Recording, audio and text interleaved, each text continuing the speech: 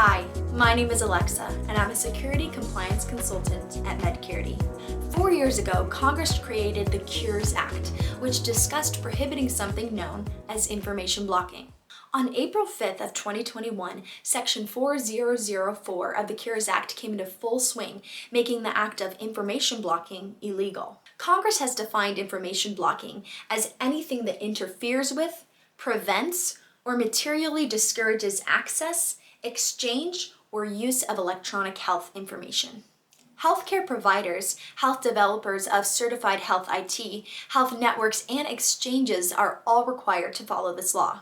There are certain exceptions to who is required to follow this law. However, the HHS Secretary has complete power as to who those entities will be. All healthcare stakeholders will benefit from the prohibition of information blocking, as it will allow electronic health information to be more readily available to the right people at the right time. To help these healthcare entities adjust to the new information blocking regulation, the next 18 months will serve as a trial period by focusing on a certain subgroup of EHI.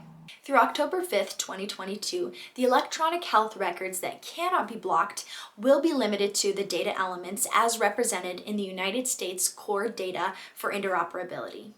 However, the Office of the National Coordinator has made it clear that if your healthcare group is able to share more information than is listed under the US CDI, you should do so. Additionally, it's imperative and required to share information in a timely manner. Previously, information that was shared within 30 days was considered to be timely. Now, that timeline has changed to a much more vague standard. Covered entities are currently required to share information on a timely basis and without necessary delay. One ONC official stated that there's no strict deadline, but rather an expectation that the data be immediately available.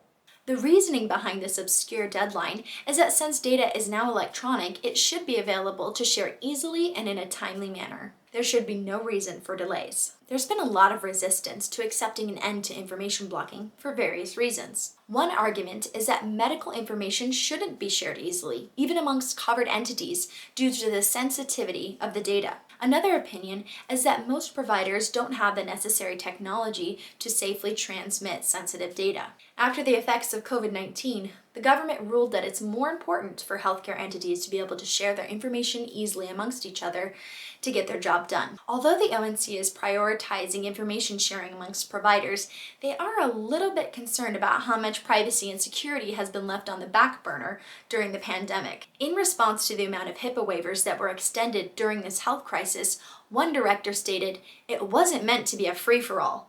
In the beginning, all of the waivers and flexibility came out, but there were specific rules on how to do it. There was definitely a lot of confusion about how far the waivers went for providers and telehealth companies in particular.